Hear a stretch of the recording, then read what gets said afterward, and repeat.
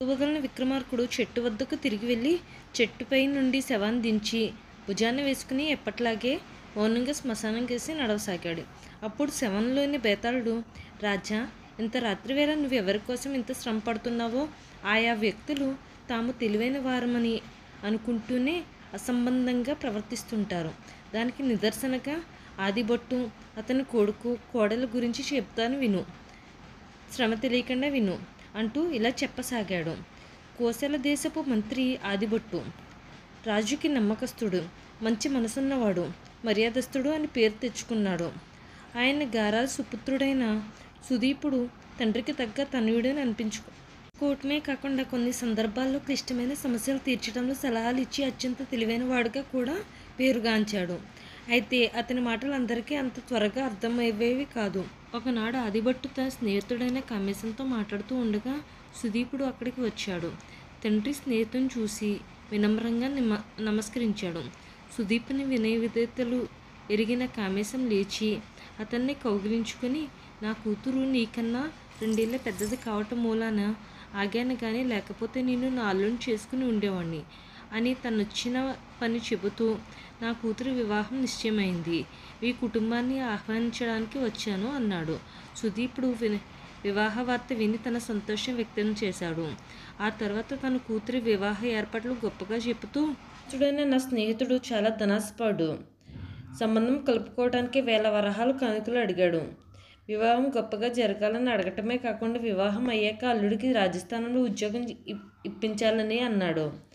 షరతులన్నీ ఒప్పుకోవటానికి కారణం అతని కొడుకు బుద్ధిమంతుడు, నాకు చాలా బాగా నచ్చాడు అన్నాడు. ఇది విన్న సుదీపుడు కామేశంతో, మీ స్నేహితునికి దక్కాల్సినవి దక్కాక మీరు కొనుక్కున్న వస్తువుని మీ ఇంటికి తెచ్చుకోండి అని అక్కడి నుండి సెలవు తీసుకుని వెళ్ళిపోయాడు. చెప్పింది కామేశానికి అర్థం కాలేదు. తన స్నేహితుడికి కొడుకు అంటే ఎంత ప్రాణమో తెలిసి మిన్నకుండిపోయాడు. కొంతకాలం తర్వాత ఆదిభట్టుకి దూరపు బంధువు ఒకేమో ఆదిభట్టుని చూడవచ్చింది. అతిథి సత్కారాలు అయ్యాక నీ రాక అంతర్యం చెప్పమ్మా, నా వల్ల చేతనైన సాయం చేస్తాను అన్నాడు. దానికి ఆమె కొంచెం తటపటాయించి, నాకు ఒకగానొక కూతురు ప్రియంవద, అది పెళ్ళిడికి వచ్చింది, మీ సుదీపునికిచ్చి పెళ్లి చేయాలని నా కోరిక అన్నది. నిజానికి ఆమె ఆదిభట్టుకి చెల్లెలు వరుస, కానీ దూరపు బంధుతో అవ్వటం వలన వారి గురించి ఆదిభట్టుకి పూర్తిగా తెలీదు. అలా అని నిరాకరించడానికి మనసొప్పలేదు. తన మనసులో విషయాన్ని సూటిగా చెబుతూ, నాకు వచ్చే కోడలు తెలివైనదిగా ఉండాలని నా ఆకాంక్ష. ఇప్పటికే కొన్ని సంబంధాలు చూశాను. ఆ అమ్మాయిలని పరీక్షించినప్పుడు ఎవరూ సుదీపునికి సరైన జోడి అనుకోలేదు అన్నాడు. ప్రియంవద చురుకైంది. తన తెలివితేటల విషయంలో సందేశించవలసిన అవసరం లేదు, కావాలంటే మరోసారి పరీక్షించుకోవచ్చు అన్నది. అంగీకరించిన ఆదిభట్టు ఆమెకి ఎప్పుడు వచ్చేది చెప్పి పంపేశాడు. ఈ విషయం తన భార్యకు సుదీపునకు తెలియపరిచి తన స్నేహితుడైన కామేశాన్ని వెంటబెట్టుకుని ప్రియంవదని కలిశాడు. అతి సాధారణంగా ఉన్న కూడా ఎంతో అందంగా ఉండటమే కాక వినయ విధేయతలతో తన వాక్చాతుర్యంతో ఆదిభట్టును ఆకట్టుకుంది. ఆదిభట్టు ఎటువంటి ప్రశ్నలు వేయగానే ఆమె తెలివైందని జాడీ చేసుకున్నాడు. సెలవు తీసుకుని వెళ్ళబోతున్న తరుణంలో ఆమె ఆదిభట్టుతో, ఇలా అడుగుతున్నందుకు క్షమించాలి, నేను కూడా మీ అబ్బాయిని ఒక్కసారి పరీక్షించదలిచాను అన్నది. ఆ మాటకు క్షణం ఆశ్చర్యపోయినా వెంటనే తేరుకుని, రేపు నేను సుదీపుడిని పంపిస్తాను అన్నాడు.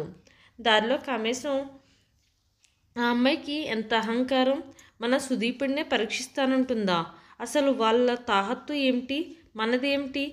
దానికి ఆదిభట్టు, తన తాహత్తుకు సుదీపుడు సరితూగుతాడో లేదో చూడాలి అన్నాడు. ఆలోచన. కామేశానికి ప్రియంవద అలా అడగటం నచ్చలేదు. కానీ ఆదిభట్టు ఆమెకి వంత పాడాక ఊరుకున్నాడు. లోపల మాత్రం కొడుకు సుదీపుడే కాదు, అతని తండ్రి ఆదిభట్టు కూడా తనకి అర్థం కాడు అనుకున్నాడు. ఇంటికి చేరాక సుదీపునితో జరిగిన వృత్తాంతం చెప్పి మరుసటి రోజుకి ప్రయాణం కమ్మన్నాడు. మరుసటి రోజు సుదీపుడు ప్రియంవద ఇంటికి చేరుకున్నాడు. ప్రియంవద తల్లి అతన్ని సాధారణంగా ఆహ్వానించి కాసేపట్లో ప్రియంవదకి వచ్చింది. సుదీపునికి ప్రియంవదని చూడగానే మైమరుపు కలిగింది. ఎటువంటి అలంకారాలు లేకపోయినా అందంగా హుందాగా కనిపించింది. కౌలు వర్ణనలు ఈమెను చూసి పుట్టాయేమో అనుకున్నాడు. ప్రియంవద కూడా సుదీపుని పట్ల ఆకర్షురాలయ్యింది. సహజసిద్ధమైన సిగ్గువారిని కాసేపు మౌనంగా ఉంచింది. కాసేపటికి సుదీపుడు ఆమె కుటుంబం గురించి అడిగాడు. అప్పుడేమో మా తాతయ్య సిద్ధ వైద్యుడు, ఆయన వైద్యం గ్రామంలోనే కాక చుట్టుపక్కల గ్రామాలకు కూడా తెలుసు. కానీ సర్పం చాలా వేగంగా ఆయన్ని కంపలించింది. కనీసం ఆయన దేహం కూడా మాకు దక్కలేదు. అలా మా తాతయ్య గారు మాకు కాకుండా పోయారు అంది విచారంగా. సుదీపుడు ఆమెను ఓదార్చే ప్రయత్నం చేయక మరి మీ తండ్రి గారు అని అడిగాడు. అతను హఠాత్తుగా అలా అడగడంతో క్షణం విస్తరపోయింది. మా తండ్రి గారు ఓ కవి, ఎలాగైనా రాజాదరణ సంపాదించాలని దొరికే అడవిలో కూర్చుని రాజుగారిని మెప్పించే విధంగా ఒక కావ్య సంపుటి రాయాలనుకున్నాడు. చాలా వరకు పూర్తయింది కూడా. కానీ చివరి రోజు కనీసం ఎరగని భయంకరుడైన రాక్షసుడు ఆయనకి ఎదురుపడ్డాడు.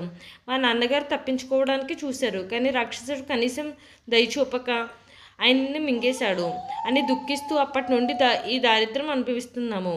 మీ ఇంటి కోడలను అయితే కొన్ని సౌకర్యాలు అనుభవించడానికి ఉంటుందని మా అమ్మని మీ తండ్రి గారి దగ్గరికి పంపాను. క్షణం ఆమె వైపే చూసి సుదీపుడు, మనకి పుట్టబోయే పిల్లలు ఆలనా పాలన మాత్రమే కాక వారిని మీ అంత తెలివైన ఆత్మాభిమానం ఉన్నవారిగా తీర్చిదిద్దానని ఆశించవచ్చా అడిగాడు నవ్వుతూ. అతని మాటలకు ఆమె సిగ్గు మొగ్గలైంది. ఆ తర్వాత కొన్ని రోజులకి వారి వివాహం రాజగురువు సమక్షంలో అంగరంగ వైభవంగా జరిగింది. కథ ముగించి విక్రమార్కునితో కేవలం మంత్రి కుమారుడు అవ్వటం వల్లే సుదీపునికి తెలివైనవాడు అని ప్రజలు శ్లాఘించి ఉంటారని కామేశంతో సుదీపుని మాట తీరు తెలియజేయడం లేదు. కూతురి వివాహం గురించి కామేశం మాట్లాడితే కొన్ని వస్తువు ఇంటికి తెచ్చుకోవడం అసందర్భంగా ప్రేలాపన అనిపించడం లేదు. ప్రియంవద తన వృత్తాంతం చెప్పినప్పుడు కూడా ఆమెని ఓదార్చడం మాని నవ్వటం సమర్థనీయం కాదు కదా. ప్రియంవద అహంకారి, గర్వేష్ట అని ఆదిభట్టుతో ప్రవర్తించిన తీరు తెలియజేస్తుంది కదా. అయినా ఆదిభట్టు తన సుపుత్రుడే ఆమెకు తగినవాడా కాదా అని ఎందుకు సందేహించినట్టు? పరీక్షించాలని పిలిచి తన బాధలు చెప్పుకోవడం, వివాహం చేసుకోమని అభ్యర్థించడం, సొంత లాభం కోసమే ఈ వివాహం అని చెప్పినా కూడా సుదీపుడు ఆమెను ఆత్మాభిమానిగా వర్ణించడం అసమాజంగా అనిపించడం లేదా? ఈ ప్రశ్నలకు సమాధానం తెలిసి చెప్పకపోయే నీ తల పగిలిపోతుంది అన్నాడు. దానికి విక్రమార్కుడు, ఒక మనిషి తనకు వచ్చిన వస్తువుని ఎంతో కాలం ఎంతో వేల ఇచ్చి లేదా ధనాన్ని వెచ్చించి సొంతం చేసుకుంటాడు. కానీ కామేశం చేసిన పనికి అదే కదా. కాబట్టి అతను కొనుక్కున్న వస్తువుని ఇంటికి తెచ్చుకోమని సుదీపుడు సలహా ఇవ్వటం మంచిదే కదా. వివాహం పేరిట అమ్ముడుపోయిన వాడు వస్తువు క్రిందే లెక్క. కాబట్టి సుదీపుడు చెప్పింది మంచిదే. పేరిట అమ్ముడుపోయిన వాడు వస్తువు కిందే లెక్క. కాబట్టి సుదీపుడు చెప్పింది అసంబంధం కాదు. ఇక ప్రియంవద ఆమె చెప్పిన 2 కథలు కేవలం సుదీపుని సునిశిత బుద్ధిని పరీక్షించడానికి కథల్లోని అవి వాస్తవమైనవి కాదని తెలియజెప్పింది. మొదటి కథల్లో అంతకు ముందు కానీ ఆ తర్వాత కానీ కనిపించిన సర్పం తాతని బలి తీసుకుంది అన్నది. అంటే తాతను మహాసర్పమే తరిమిందని చనిపోయిన తాతకు తప్ప మరొకరికి తెలిసే అవకాశం లేదు కదా. ఇక రెండో కథలో కని విని ఎరగని రాక్షసుడు మింగేశాడని పేర్కొంది. రాక్షసుడు ఒకడు ఉన్నాడని చనిపోయిన తండ్రికి తప్ప మరొకరికి తెలిసే అవకాశం లేదు కదా. ఇది సుదీపుడు గ్రహించాడు. కనుకనే ఆమెను ఓదార్చే ప్రయత్నం చేయలేదు. ఇక ఆమె ఐశ్వర్యం మీద ఆశ ఉన్నదే అయితే ఆదిభట్టుతో సుదీపుని పరీక్షించాలని కోరేది కాదు. ప్రియంవద ఆత్మాభిమానం ఎక్కువ అని తెలుసుకున్నాడు. మనిషి తాహతు, ఆ మనిషి యొక్క తెలివితేటలు, ఆత్మస్థైర్యం, ఆత్మాభిమానాన్ని బట్టి అంచనా వేయాల్సిందే కానీ తన దగ్గరున్న ధనంతో కాదు. ఇది తెలిసి ఆదిభట్టు సుదీపుడు ఆమెకు తగినవాడా కాదా అని ధర్మ సందేహాన్ని గురయ్యాడు అని సమాధానం చెప్పాడు. ఈ వీడియో కనుక మీకు నచ్చినట్లయితే please like, share and subscribe my channel Keerthisri creations. Thank you.